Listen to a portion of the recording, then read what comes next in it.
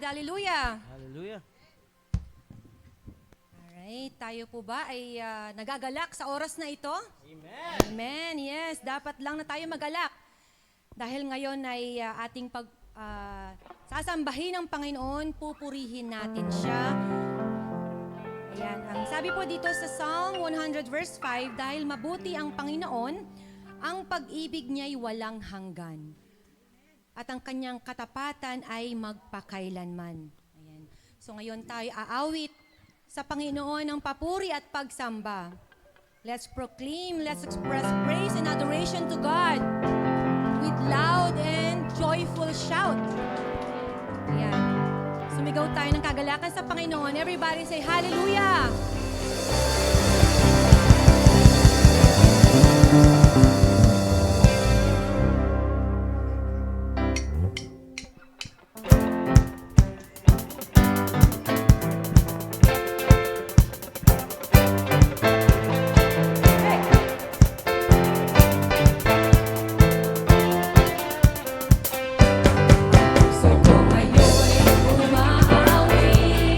Ako'y sa'yo,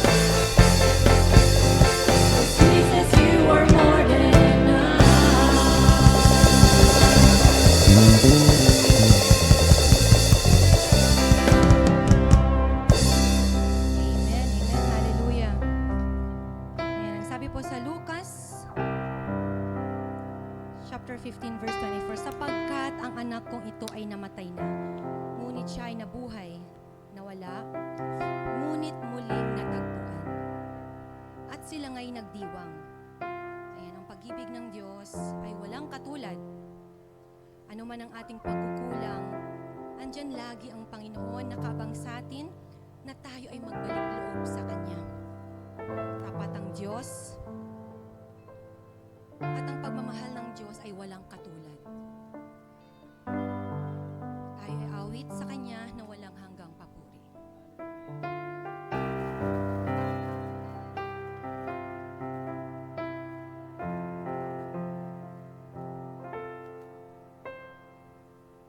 Tinig mo ang aking hanap-hanap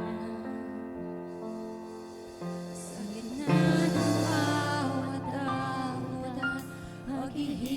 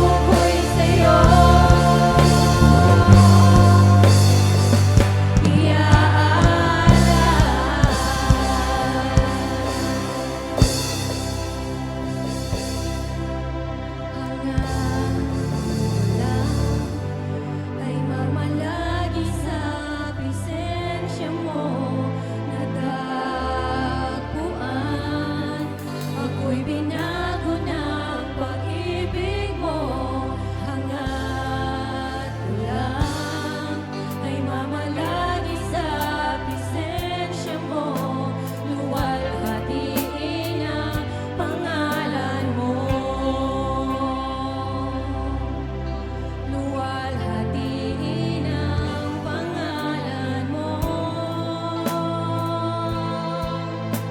Luwalhatiin ang pangalan mo.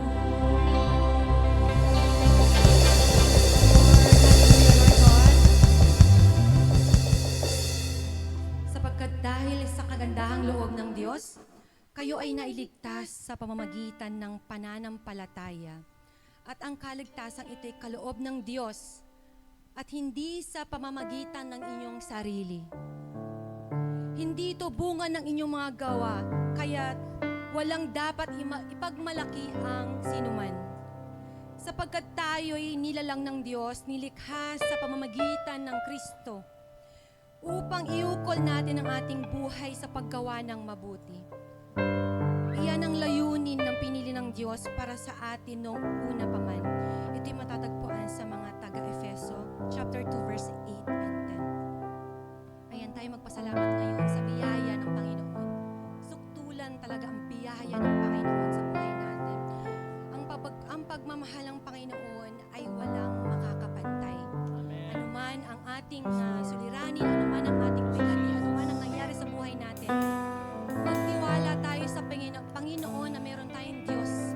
Meron tayong Diyos na siya ang gagabay sa atin, siya ang magpoprotekta sa ating lahat. Ating kantahin ang sukdulang biyaya dahil ang Diyos ay nagbibigay ng biyaya sa atin